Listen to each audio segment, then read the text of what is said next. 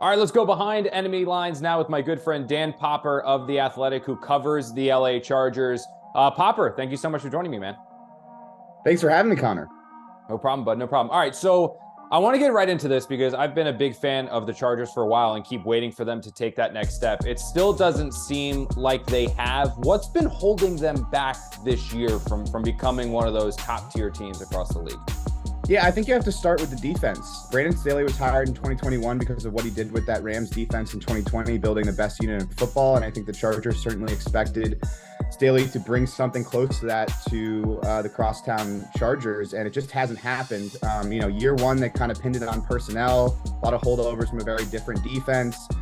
But in the 2022 offseason, ownership spent more cash on their defense than any team in the league. Traded for Khalil Mack, signed Sebastian Joseph-Day, signed Austin Johnson, signed J.C. Jackson, and, obviously has not developed into the defense they expected. It's a, bottom 5 in the league defense, had a better game against the Bears on Sunday night, but you really have to start there when you're talking about why the Chargers haven't met expectations this season. Now, I know one of the things that was most interesting to me about the Chargers this past offseason was actually the addition of their new OC, bringing him over, Kellen Moore, bringing him over from Dallas. Has he been everything the team hoped for, or is there a bit of an acclimation period there where they're learning a brand new scheme? Yeah, it's a good question because I don't think he's been everything the team hoped for, but I still like what he's doing. Justin Herbert fractured his middle finger in his non-throwing hand in week 4, and that's kind of affected the passing game a little bit. I like what he's doing creatively. I like what he's doing schematically. You can see there's a lot of intention there in terms of how he game plans and calls plays. But in terms of meeting expectations, the run game is not anywhere close to where they expected it to be. That's a big reason why they moved on from Joe Lombardi. Kellen Moore had a lot of success in Dallas running the football with Ezekiel Elliott and Tony Pollard in that offensive line. They figured schematically that Kellen Moore could bring that run game to Los Angeles. And since week 1, they had a huge game against the Dolphins.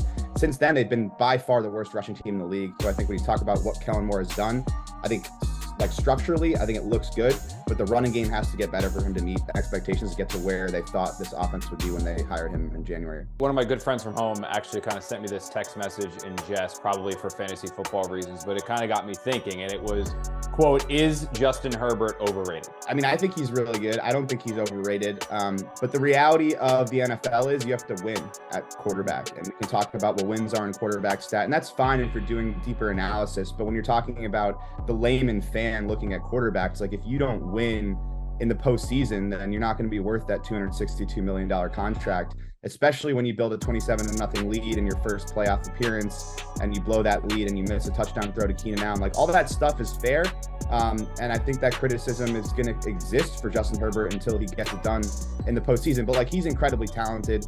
You're going to watch him on Monday night in East Rutherford and see him make some throws that you don't see anybody else make. And so that's the reason why he's getting paid, but he has to get it done. He has to win. But I don't think he's overrated. I've watched every game he's ever played. He's a tremendous quarterback. I just think he needs a little bit more help from his defense and a little bit more help from his running game to really be able to put this thing together and win, in the postseason if the Chargers can get there. All right, last one for you, Pop.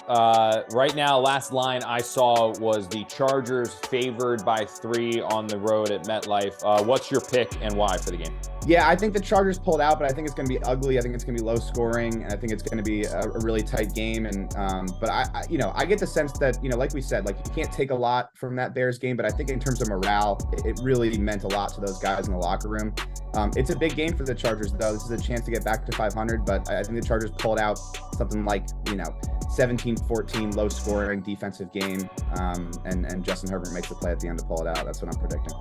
There we go. All right, Popper, thank you so much for joining. Once again, you guys can catch all of his work on The Athletic. Be well, Pop. Be well. Thanks for having me, Connor.